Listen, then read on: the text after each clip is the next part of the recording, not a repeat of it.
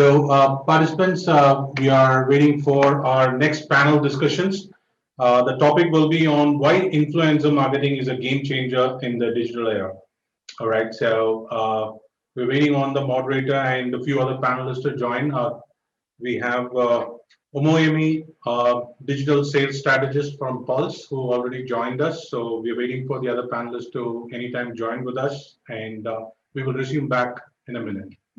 Hi, Omoyeme. Hello. Hey, hi. So Omoyeme is a marketing communication professional, brand strategist, and enterprise design thinking practitioner.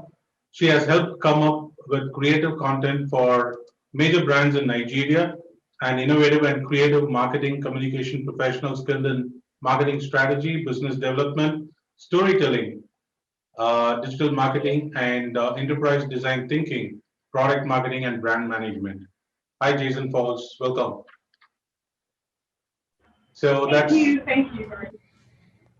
We also have our moderator, Mr. Jason Falls, senior influence strategist, Cornett. Jason Falls solves problem. Most of the time, they have to do with digital marketing for Cornett, full service advertising agency based in Lexington, Kentucky, where he leads digital strategy and hosts 2 marketing podcasts, Digging Deeper and Win Influence. His work has touched a number of major brands and has been recognized with several national and many regional awards, including a 2020 Shorty Award for his influencer marketing work. So he has worked with a number of the world's most iconic brands, including Buffalo Trace, Weller, 1972, Jim Beam, and Makers Mark Bourbons, GE Appliances, AT&T, Valvoline, Humana, Rawlings, Tempur-Pedic, Fireball Whiskey, General Motors, and many more. His third book, Win Influence, Reframing Influencer Marketing to Ignite Your Brand, was published in February 2021 from Entrepreneur Press. He loves the kick-ass state of Kentucky sports and bourbon. So welcome, Jason. Thank you very much.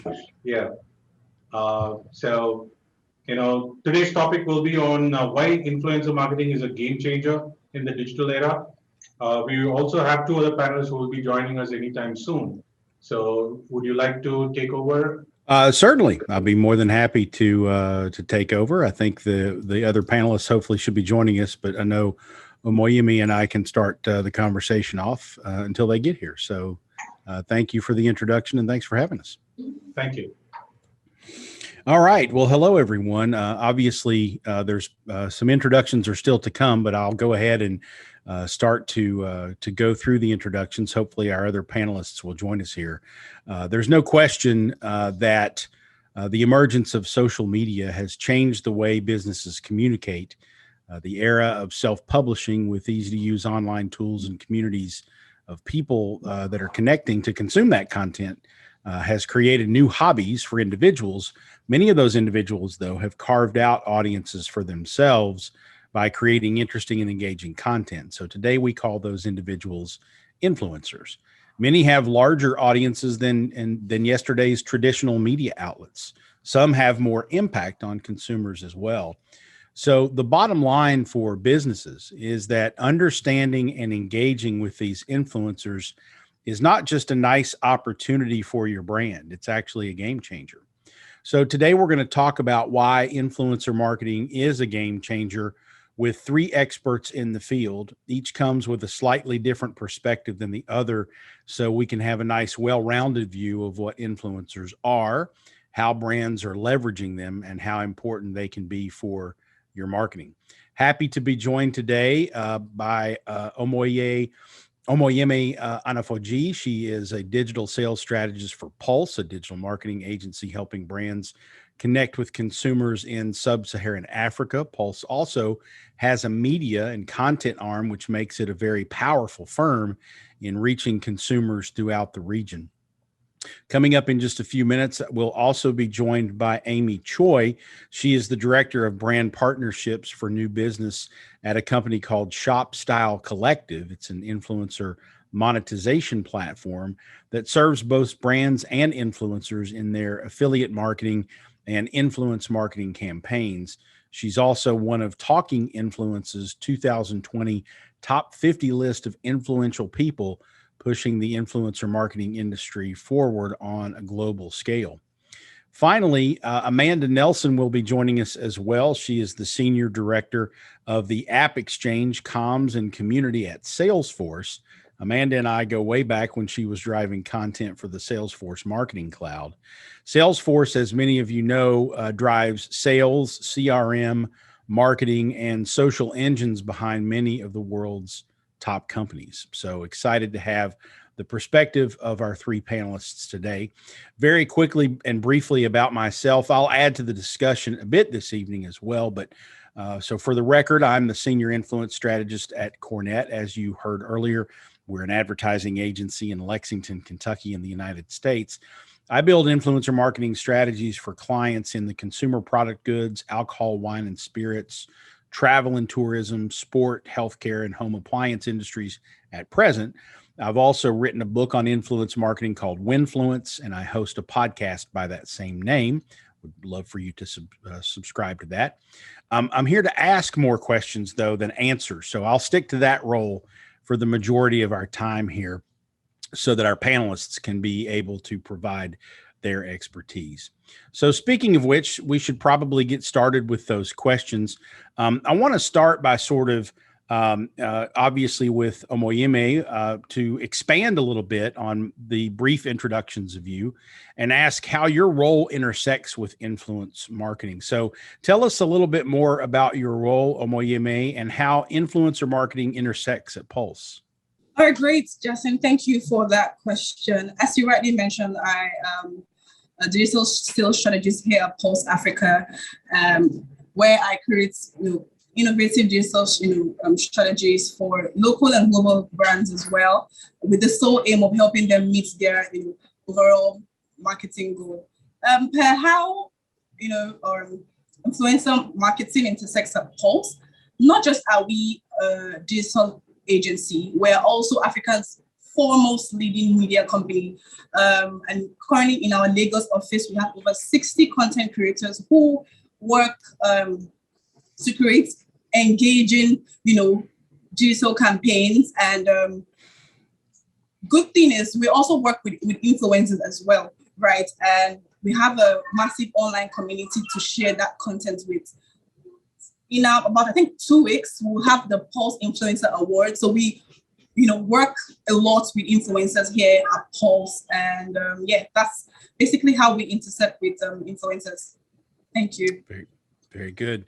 Now, I know that, obviously I see mostly the American market, a little bit of the European and Asian market, but I wonder if you could give us a little bit of sort of an impact statement and tell us how much influencers are impacting businesses in Africa and how how businesses there are leveraging influencers. How big is influencer marketing where you work? Marketing it's really huge in Africa. Definitely, it's playing a huge role. Most African brands, major African brands, are leveraging influencers to reach several. It's huge here. It's huge in Africa. Very good.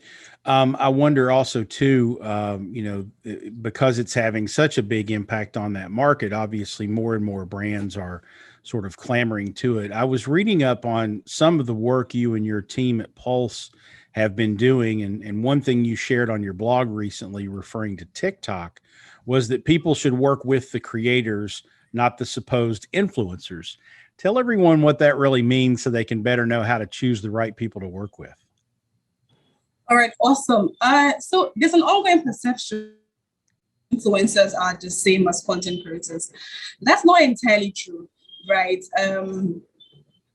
Most of celebrities, right, have huge social media following. Hence, whatever they post, reach a large audience content creators, right? So we're pushing, right, for brands to work with content creators themselves. We believe that they create more, of original content. I mean, take for example, a footballer who has a huge, following on social can be termed an influencer, but he does not necessarily create, content, right? However, there are a lot of influencers that create content, right? So we would rather that brand work with content creators on the other hand, put in the work.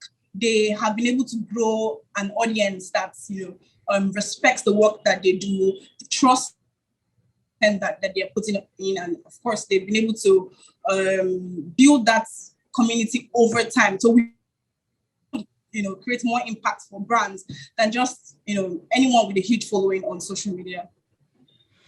Well, and I also too just share a little bit of the experiences that I've had here. It's very similar. The larger influencers with the larger audiences, certainly attract a lot of attention because you can solve your reach problem by going through influencers that have large audiences. But in my experience, and some of the statistics, sort of bear out over time, the larger the influencer's audience, the less opportunity they have to scale their engagement with that audience. And so the engagement rate goes down. So there becomes this interesting sliding scale of how many followers do they have versus how many of those followers actually engage with their content. The bigger they get, the percentage goes down. Of course, they have to get really big and for the numbers to stay up. So there becomes this necessity to look for influencers who maybe don't have a lot of followers in terms of the hundreds of thousands or millions, and maybe come down into what we would call the micro or even nano influencer area, where they may only have 20,000 followers, but they have 10% engagement rates, which means the numbers balance out. So they're even more effective than some of those influencers. So it's interesting to see the parallels there. Good to see our other two panelists joining us now. Hopefully all of the connections are well and good so that we can continue with the discussion here. For Amanda and Amy, we sort of started to dive into the conversation already. So welcome to both of you. And I've done some introductions here. Amy, I want to go back and sort of ask you the first question that I asked Omoyeme, which is, let's expand on that introduction and talk a little bit, if you don't mind, to us about how your role intersects with influencer marketing at ShopStyle Collective. Awesome. Yes. Thank you, Jason. And hi, everyone. So nice to be here today. So yeah, influencer marketing, the way my role is, I'm the director of brand partnerships at ShopStyle Collective. And our whole point is to bring brands and match make them with the right influencers and ambassadors for their campaigns, right? And so part of my role is really understanding the goals and KPIs of a brand and how do we leverage the best influencers and content creators to really tell their brand story, tell their narrative, and of course, share the product, the brand out to their loyal following as well. And so that's the intersect and sort of the overlay of how we see influencers at ShopStyle Collective. Very nice. So also I want to turn to Amanda. I know you are focused on more of a business to business, B2B sort of segment of the market. Your definition of influencers might be a little different from Amy. Can you share what community and influencers really mean in your world? Of course, and thanks for having me today. My name is Amanda Nelson. I'm Senior Director of Comms and Community for the Salesforce AppExchange. And for us, it's all about celebrating and highlighting the people that know and love Salesforce. So that might not be somebody famous on Instagram necessarily, or you may not recognize them on the street as they walk by, but they are rock stars at their company. They are leading the digital transformation because they're the ones in the driver's seat when it comes to managing the Salesforce platform. And they're really influential in sharing their best practices with other Salesforce users. Very nice. All right. So let's kind of start at the top here now that we have a little bit more grounding on where everyone is in the influencer space within their roles. The title of this session is Why Influencer Marketing is a Game Changer in the Digital Era. Amy, I'll start with you on this one. Why is that so? Influencers, I think when they start cropping up, I would say 6-7 years ago, they were called sort of bloggers, right? They had bloggers. There was probably only Facebook, Twitter at that time, maybe Pinterest. But with the evolution of social media, Instagram, Snapchat came for a bit. I mean, they're still around, right? TikTok now is huge. I think these social media platforms are giving these influencers, a vehicle, right, to showcase what about their lives, wanting to share their lives with their following and audience. And in part of this, they have amassed a loyal following where as a fan, you kind of want to know, what is she wearing? What skincare routine is she using? What's that recipe that she just made? And so this provides an opportunity for brands to sort of interweave themselves into a person's lifestyle, right? They are almost like the new celebrities. And so when we look at it at ShopStyle Collective, not only are they getting you targeted reach and an audience, but they are creating tons of content, branded content that's really advertisement, right, if you will. And also on the flip side, because of the digital space, there is a path to purchase. They are showing you links to where to buy this product. You're swiping up on an Instagram story so you can actually see the product page. And I think this allows brands to really leverage these influencers to get them through the funnel in terms of conversion. And I think that's why, we've seen it during COVID when everyone was at home, and shopping, e-commerce skyrocketed because of this. And influencers were at the helm of this because they were the only ones at home that could still create content for brands. And so I think we're seeing that today still in 2021, and it's probably going to continue until this holiday season as well. Very, very true. Omoyeme, let's ask the same question to you. I know influencers are having a big impact in the African markets, as you alluded to earlier, but can you expand upon that a little bit? Why are influencers a game changer in the digital era there? Thank you, Jason, for that question again. So influencer marketing is definitely a game changer in this era. And that's because consumers have moved entirely to digital space, right? And we're not even speaking about if a brand should be on digital or not. It's compulsory that whatever brand you are, you should have digital footprint at this point. Now, it's a democratic, media consumption era, because the power is entirely in the consumers' hand. They choose what content that they want to see and what content they do not want to see. And you don't want to be that brand whose content is being rejected, right, by your consumers. And that is why we're saying that influencers are filling that space. Not all brands can, or small business owners are great with content creation, but that's where the influencers come into play. These people are good at what they do, and they can reach an audience that business owners might not be able to reach themselves. Now, I usually say that we are all influencers, right? I can, influence Amy, right, to make a purchase at a store just because of a dress, or buy this makeup product, buy coffee at a particular store, but then I have a limit to how many people I can influence, right? But then with these influencers, they have a larger audience, people who trust whatever content that they put out. So they are like Amy said, like our advertisers right now. When we can't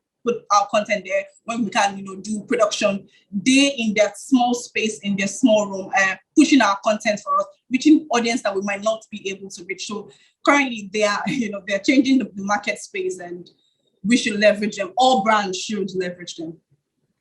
I would certainly agree with that. It's definitely something that is advantageous for everyone. Amanda, can you explain the game-changing impact of influencers on a business from your perspective?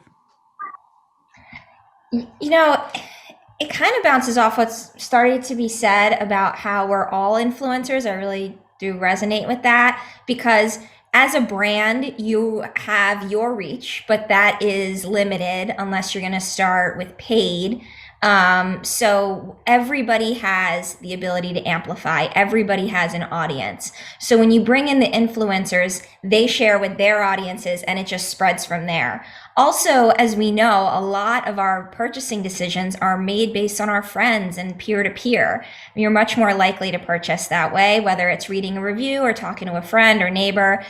So the influencers are people that we know and trust and appreciate. And so when they're recommending something, you're way more likely to look into it. So I just think that it helps amplify the message. It helps get closer to closing the deal. And also for us, it is a great opportunity to reduce customer service calls and other challenges. So customers are solving challenges for other customers. So brands don't even have to get involved. I mean, imagine bringing time to resolution down significantly, and you're not even necessarily utilizing your workforce to do that. If somebody really loves the brand, they would be willing to do that. There was a great quote from one influencer in our community. Someone said, "Why do you answer all these questions on the Trailblazer community? Why do you do this? Why do you take your time to do that?" And he said, "You know, we all have a watch, right? If someone asks you what time it is, aren't you going to tell them?" It's like, if you have the answer to the question, why wouldn't you share that? And I just think that is a great example of sharing the knowledge. It's really interesting how those communities around brands sort of mirror the dynamic we wish the greater social media communities would mirror sometimes, people being polite and helpful. Amanda, let me keep it with you for a moment. You see a lot of businesses and brands from around the world at Salesforce.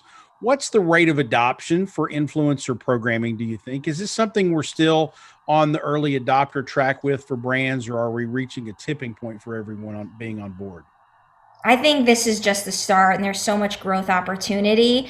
The key differentiator for a lot of brands is the community. If you become vested in a brand and you become part of something, part of a group of like-minded individuals that are similar to you or you can learn from, it's much harder to rip that out and break away. So there's just that huge opportunity to get into that and be a part of it. I mean, think about like Peloton and that whole community that's grown. I mean, it's that grew through the pandemic. So I think there's just so much opportunity. I think the big challenge is brands recognizing what is the value prop, what are the KPIs tied to community, because sometimes it can be challenging to tie it to sales or leads or something like that when you're speaking to existing customers. The other opportunity is the cross-selling and just the ability to get them to buy more of the same product because they're already invested. It's a lot easier to get someone to add on than it is to get a brand new customer in a lot of situations. So that's the other big benefit. Very good. Amy, one response I think a lot of businesses and brands have when they talk about new and emerging marketing channels like social media overall, now influencer marketing, is, well, that's nice, but it doesn't drive revenue. I'm guessing you would disagree. How effective are influencers at moving the needle?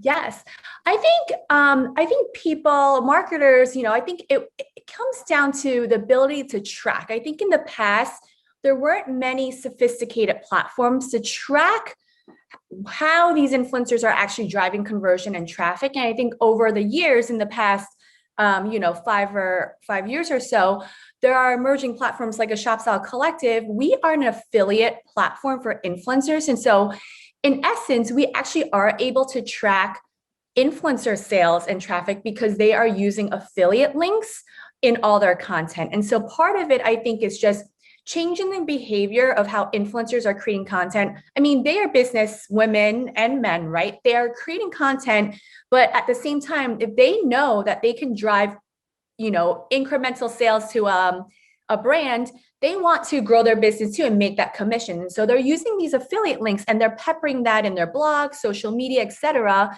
And at the same time, when there's a transaction made, we see that on the back end and say, okay, Jason drove X amount of sales in the past month, Amanda drove X amount of traffic or sales. And so I think as we evolve in influencer marketing, I think there's going to be a ton of platforms and other tools out there to really track that journey. And it comes down to, right, like, the linking, the e-commerce, how does everything play a part in this ecosystem together? But I think as more things become more sophisticated, you will actually see a return. And that's what we see with our brand campaigns, because when they use affiliate links, we see, oh, wow, they have driven X amount. And even custom codes, if you don't have affiliate, I will say for brand marketers out there, you can give a custom code. We do this all the time with discounts. It's like Amy20, use Amy20 for a 20% discount. And on the back end, they're able to track all those redemptions. And that's a little manual, but still a way to see how these influencers are driving for you. And I think that's the difference between B2B and B2C, right? Because a lot of challenges with B2B, or maybe even in some B2C situations, is the process is so much longer. The journey to purchase is not necessarily like just go to a link and buy it. Although I'm sure in B2C with something like a car or a house, that would be a similar longer tail journey. So I think that's where maybe the challenge of connecting those dots exists. Yeah, I would definitely agree. The challenge for B2B is significant because of the long lead times for some of those types of purchase. But I would also say that whether it's B2B or B2C, you always have to plan to measure. And I think too many brands and too many agencies often get into the weeds of, okay, we're going to use influencer marketing, or we're going to use email, or we're going to use whatever we're going to use. And here's what we're going to do. And they get excited about the execution. They get excited about the creative. They get excited about launching it, but they forget you've got to set those data traps along the way so that you know in the middle of the process how you're doing, not just when you get to the end and say, well, how did we do? If you didn't set those data traps along the way and plan to measure based on your goals, then that's going to be frustrating for you, I think, in the end of things. So, Amy, I'm curious if you are seeing a shift in how brands value influencers or content creators. A few years ago, it was just find a person with a lot of followers and see if they'll post about my product. Today, influencers are being engaged for far more than just that endorsement. Are brands getting smarter here? And what ways can our listeners of the event today hit the ground running, leveraging influencers well? Yeah, absolutely. Jason, I love this question because to your point, I think back then it was, oh, she has all this following, great, check. Or she's able to post a picture about my product, check. But nowadays, I think what we're seeing is that brands it's really about relationship building and actual partnership. They want to work with influencers that mimic their values and missions and really reflect what the brand is all about. So part of it, I think, is just not only is it's a two-way street, right? Seeing if the influencer is interested in working with you, but also getting to know the influencer, like their lifestyle, their personality, what about them, and how are they going to be able to really showcase your brand, but also be true to themselves. And it's really a partnership. And I think what eventually results in this is long-term partnerships, right? We're not seeing one-off campaigns anymore where, you work with an influencer and that's it. It's kind of building this long-term gain. And so these influencers and content creators become true advocates over time. And outside of the campaign, they might be using your brand and product, elsewhere and promoting you organically. And I think because the audience now is so savvy, they're able to see through anything that's too inauthentic, right? I think the word authentic gets thrown around a lot, but it's true. Like you really want to make sure it's a true partnership that's authentic. And so I think we've seen this lately with brands, just making sure that, the influencer that they work with, they really do align with their mission and values and whatever that they believe in. I think this is true, in the past year or so, what we've been seeing. So let's talk about some examples of influencers doing some good things. I want to start with Omoyeme. What about your work at Pulse? Who has impressed you with an influencer campaign or activation that our audience can think about as perhaps inspiration for what they want to try? Would you say globally or locally here in Nigeria?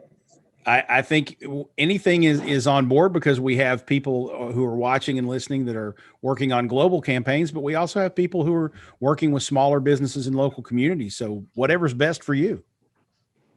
All right, awesome. So, okay, if I'm going to go global, I would say that one influencer-driven campaign that I think was really excellent would be Adidas and the Ivy Park, the partnership that they had. That was a really brilliant campaign.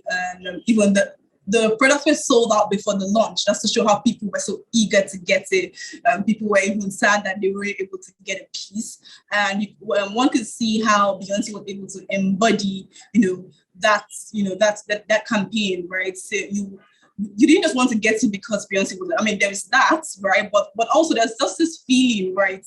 There's this sort of identity that a lot of people thought that they would get having the ID wearing any of the products. That was, to me, that was just really excellent. If I'm going to bring this home, I would say VBank. So VBank is a digital bank, right? And when they launched, the target was millennials and Gen Zs, right?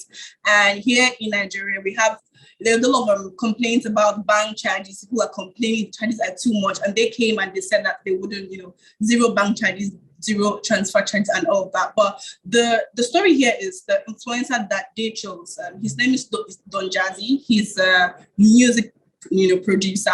He was able to again embody the brand. Of course, Amy mentioned that influencers that have similar values with the brand and all that. Of course, yes, he did that. But then it wasn't just a one-off show where you just see him on social.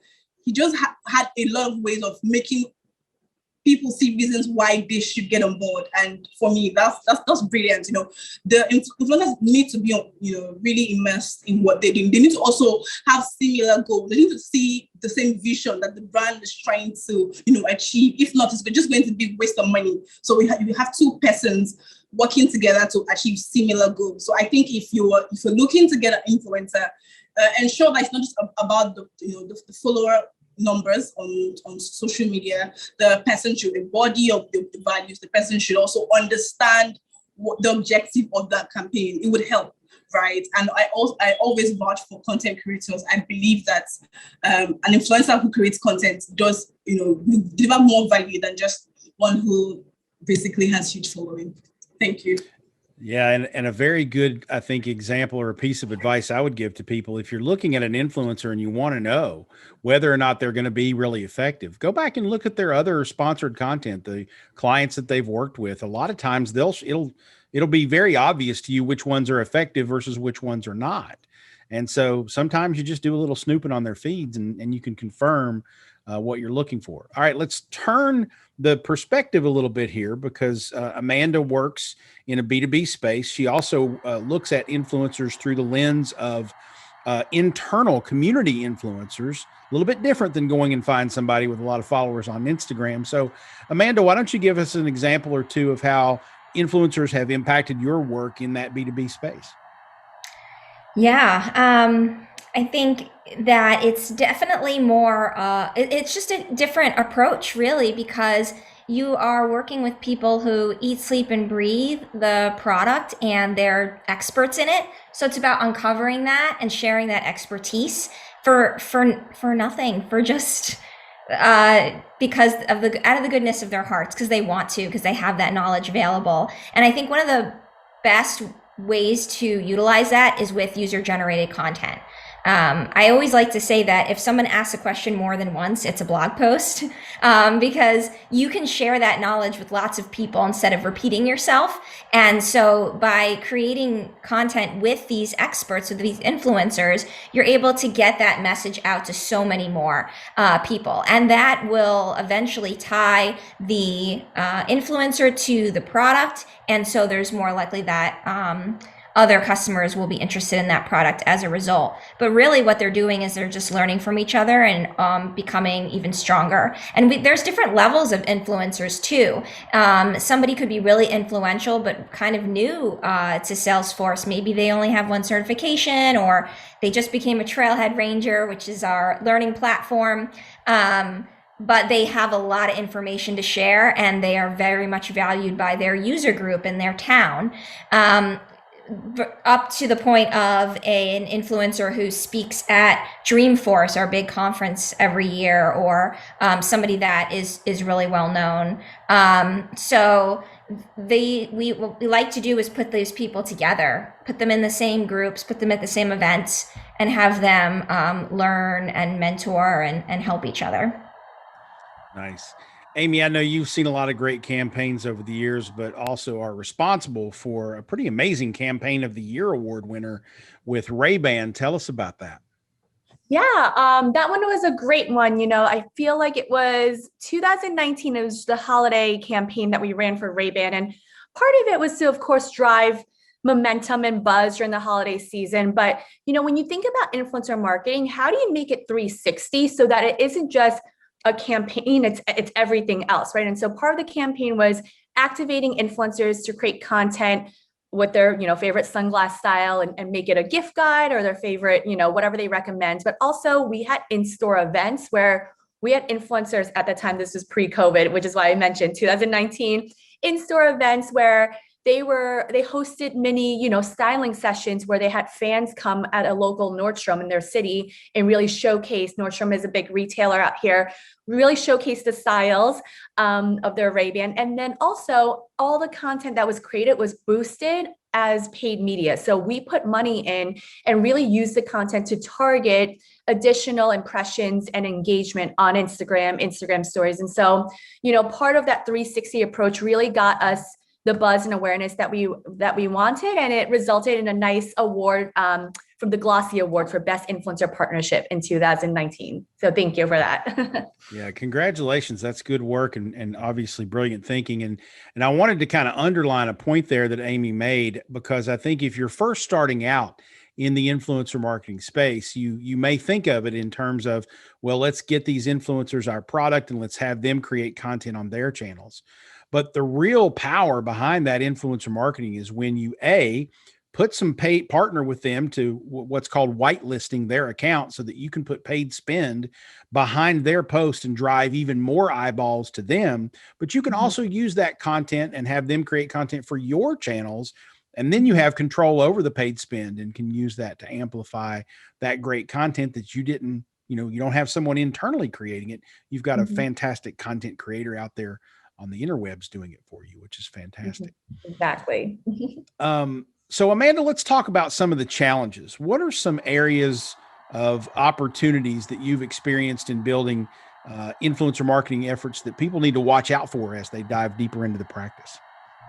Yeah, well, first is gathering the influencers and determining how it's going to all come together. So will it be something where you're reaching out to them because of some accolade or things that they've been doing? Or are you opening up for them to submit and say, I want to be an influencer? And then are you going to have some type of judging criteria or how are you going to manage the intake process?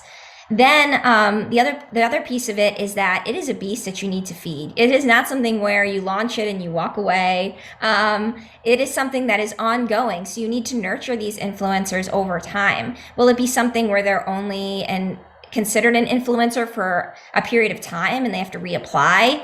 Or is it something where they're an influencer forever? How do you get new ones in the group? How do you continue to foster and grow the existing ones? And there are tools and different technology out there to help you manage your influencer programs. But I think this is more of the keeping the strategy and goals in mind and having the budget and resources to manage the whole thing. Is it more reasonable to have 4 people that you work with every day, or 100 that you tap through a group in a forum? So these are the things you kind of have to think through based on your bandwidth, resources, budget, time, goals, all of that. Very good. Omoyeme, anything to add here in terms of challenges or things that you've had to overcome that you can share with folks to watch out for? Yeah, a few, right? I think, of course, budget, and sometimes a lot of brands don't exactly know what they want to achieve. They think, okay, we just want sales or some, I think it's just good that we align. What do you want to achieve with this campaign?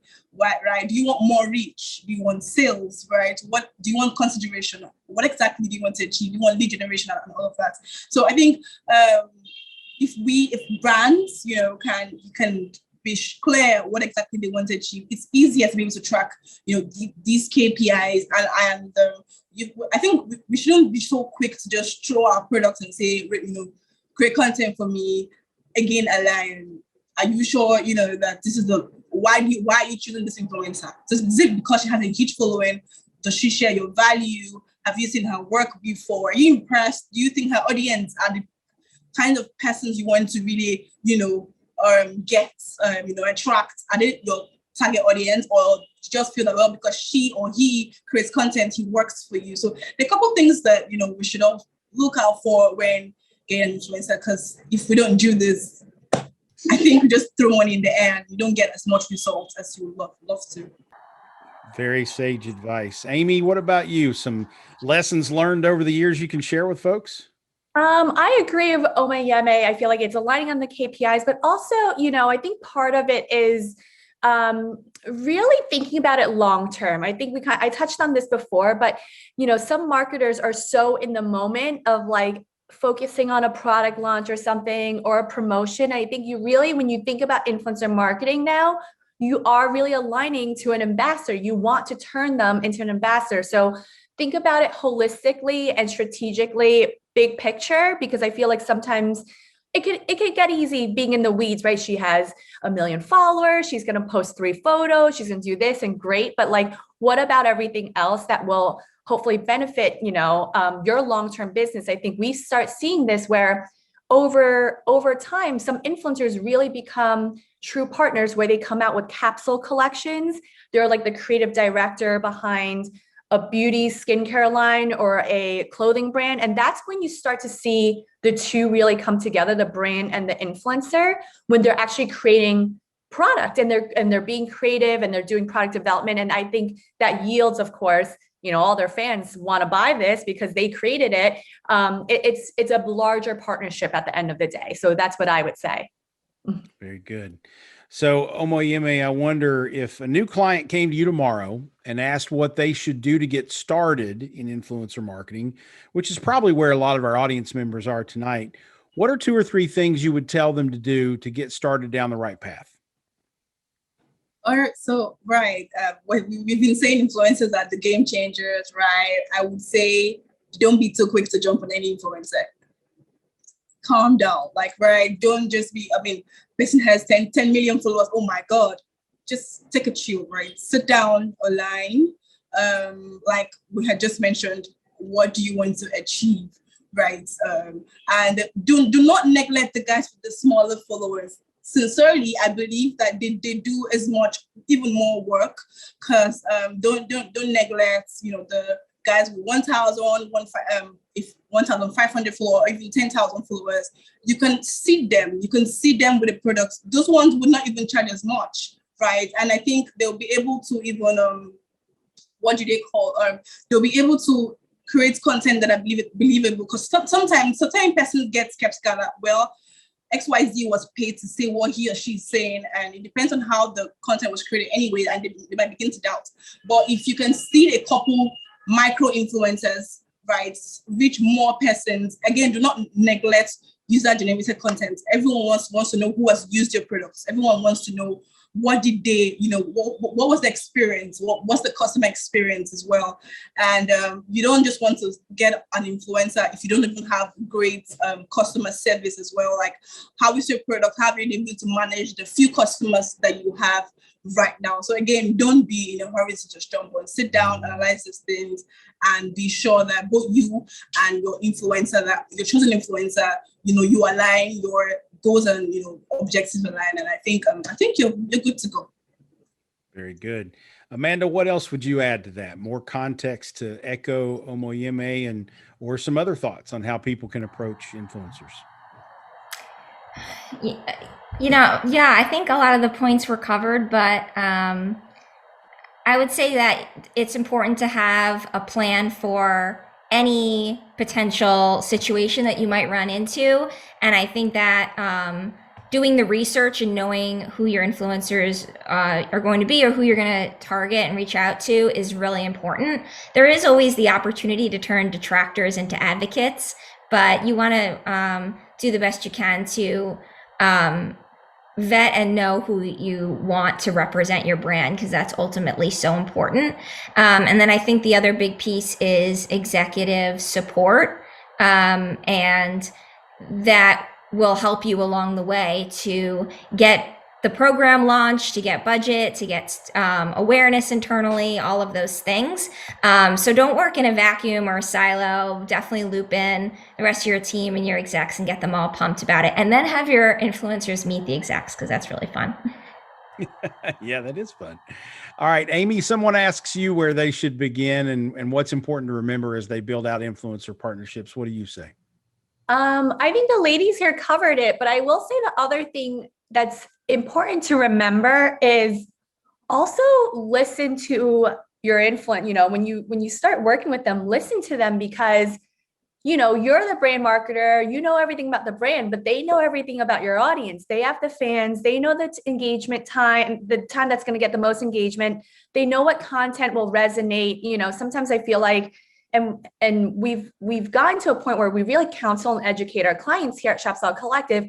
Like I said, it's a two-way street. The content brief cannot be so prescriptive where the person is holding the item, it looks too cheesy, it's so fake. Like, you really have to allow them to create however the content looks and is authentic to their feed, to their audience, because these audience, the followers are so savvy. They will know when something is just a pay for play versus something that's been, in the works or kind of been building up, or a product and brand that they really love. So I would say it veers more on the advice question. Sorry, Jason, but I would say just listen to the influencers too, because it's a conversation, right? Everyone's here, to make the most successful campaign at the end of the day. Very true. All right. We're getting here toward the end of it. So I want to wind down by asking each of you now any final thoughts on anything specific that you'd like to share, anything we didn't cover that brands need to be thinking of as they enter the path to influencer marketing, or how they can take it to the next level if they're already doing it. Let's start with Omoyeme. What are your final thoughts for us today? Well, final thoughts, I would say, I'm just trying to think of something that we haven't said here, because I think we've covered everything, and trying to think of something else that we haven't. Well, I think I'll just buttress the point that do not neglect user-generated content, right? People just think I think you should leverage that, and also the nano and the micro influencers. I mean, I've seen them do a lot of great work. Right. And I think that you shouldn't just look down on them or don't even put them in your overall plan. And again, it's all about the long-term goal, right? So whilst you're thinking of, okay, I want to use influencers now, look at, a 1 year, 6 months, maybe even 2-year plan. How does this, help you achieve that goal in the end? I think that's all from here. Very good. Amy, what about you? Final thoughts today? Yes, I love what Omoyeme said. We really didn't touch on micro nano influencers. And I think that's something that's so key, because think about it, whatever their number is, I feel like they will grow, right? These influencers will grow. And so I sometimes think that they disregard these micro nano guys, but you really shouldn't. I think it's a multi-tiered approach. You got to think about different levels of influencers can help achieve different KPIs. So you can break it out that way in terms of a strategy. Another thing, back to, when you're starting out and reaching out to influencers, maybe you're, trying to get the word out there about your brand or product. Number one thing is, I think also offering gifting and sampling, because you want them to try and experience your product. And I think that's the start of the relationship, right? You can't expect someone to promote you or enter in a partnership or sponsorship if they haven't really tried your product. So I think that's really step one in all of this, is just reaching out, offering this, offering that, to really get them to learn about your brand. And even if it's meeting the founder, having a Zoom session with the founder, or whatever the case is, I think that's key in building. I think we set this the long-term game. Very good. Amanda, that different perspective you bring to the table, what's the final thoughts from you from that perspective today? I think that it's not about I want to do influencer marketing. It's about I have a marketing challenge, and could influencer marketing help solve it? So thinking of it that way. And some of the opportunities where influencer marketing can help beyond selling product or maybe closing cases is helping in the partnership way, similarly to what Amy was saying, but more on a B2B side, which is beta testing, focus groups, joining in with teams at your company to just be the voice, be the customer voice, and answer those questions. And it's so important as marketers that we are listening and that we are talking to our customers and thanking them and just being present in the community, because otherwise we really don't know what they need and what they want or how to speak to them. And influencers are the ones that can really help unlock that door. And I will echo a little bit of what Amanda says by throwing out a perspective that I've shared in my book and on my podcast that I hope, if you haven't heard me say this before, that's why I'm sharing it now. It's really what we're talking about here is marketing using influence, not necessarily marketing using influencers. And so if you put your mind wrapped around, I'm talking about influence marketing, then it broadens your perspective a little bit. It helps you see that, yeah, it might be someone with a big following on Instagram or YouTube, but it might also be, to Amanda's point, someone within my community of customers that is being helpful and influential within my customer set. It might also be, if you're a local business in a small town and you're trying to market to parents, let's say, in that community, well, the president of the local parent-teacher association might be your most important influencer, and they may not be on social media. So let's broaden that perspective a little bit and understand that it's bigger than just Instagram. It's bigger than just YouTube. It can be, we're trying to influence an audience to take action, and that can happen through a lot of different channels. So keep that broad perspective open, and I think you'll probably find yourself being much more successful with your influence marketing without the R. We've reached the end of our time here, ladies and gentlemen. I want to, first of all, pass along tremendous thank yous for the insights and expertise to my panelists, Omoyeme Anofojie from Pulse, Amy Choi from ShopStyle Collective, and Amanda Nelson from Salesforce. I'm Jason Falls from Cornett and the Winfluence Book and Podcast. Please find us all online and connect. We do enjoy that, and we hope you enjoy the rest of your event. Thank you very much, Nelson, for being the moderator, and thank you all the panelists, Amy, Choi, Amanda, and Omoyeme. Thank you so much.